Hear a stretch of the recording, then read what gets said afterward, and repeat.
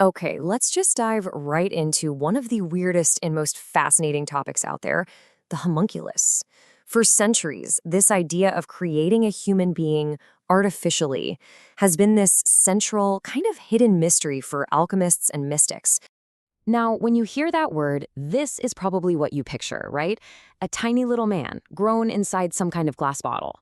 It's an image that's had this huge comeback recently, all thanks to those viral videos that, while totally fake, really captured people's imaginations.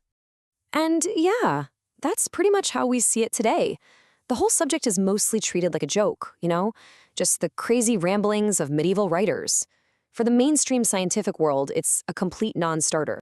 But what if we've been looking at it all wrong?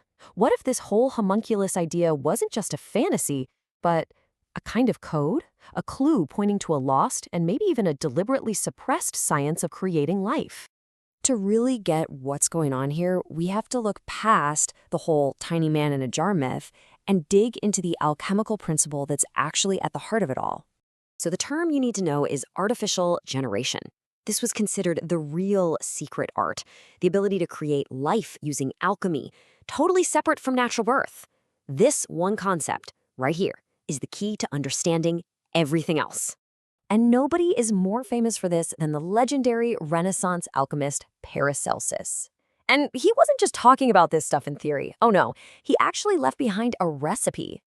And wow, what a recipe it is. According to his writings, you start with human sperm in a sealed vial. Then you bury that vial in warm horse manure for 40 days to putrefy. Out of that decay, a living, transparent, human-like form is supposed to appear.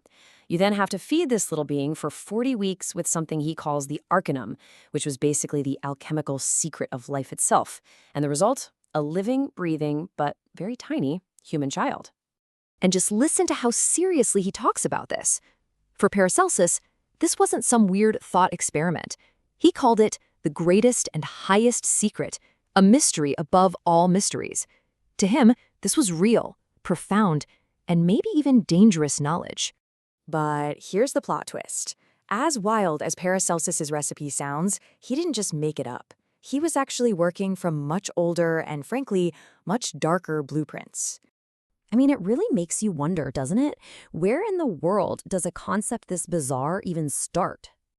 Well, the trail leads back to some pretty obscure and disturbing texts. One of the big ones is the Liber Vaccae, or the Book of the Cow. It's an old Arabic book of magic that was translated into Latin, and its instructions, well, they're way more graphic than anything Paracelsus wrote. This ritual uses a live cow as a sort of surrogate womb. A mixture, including something called a sunstone, is placed inside her. After this creature is born, it's put into a special powder that supposedly gives it human flesh, and then it's fed on its mother's blood. We're talking about something way more visceral and ritualistic here. And believe it or not, even this isn't the origin.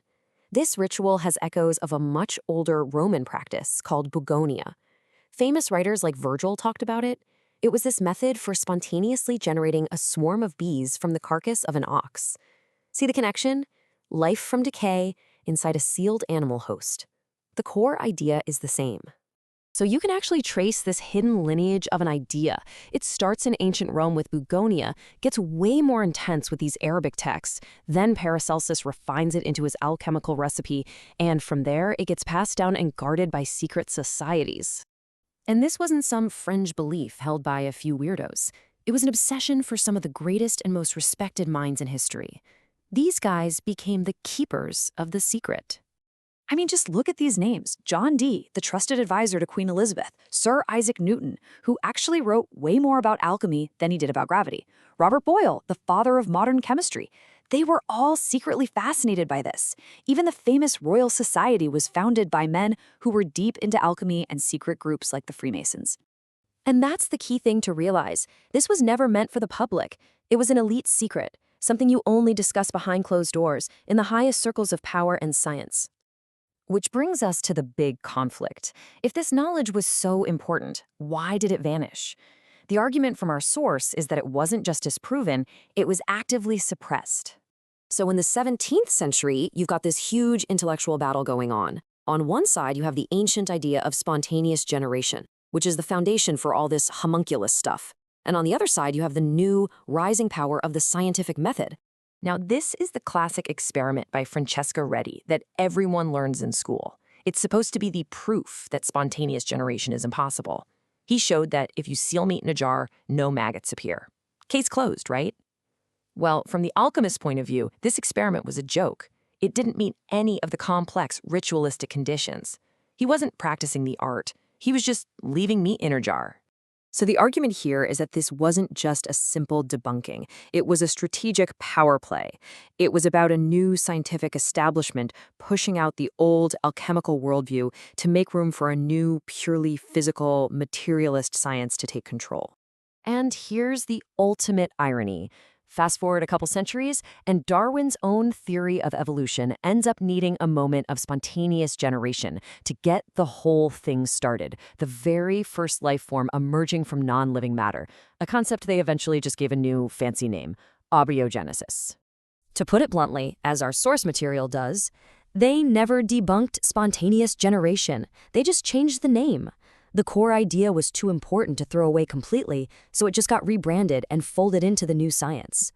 So we're left with this huge question.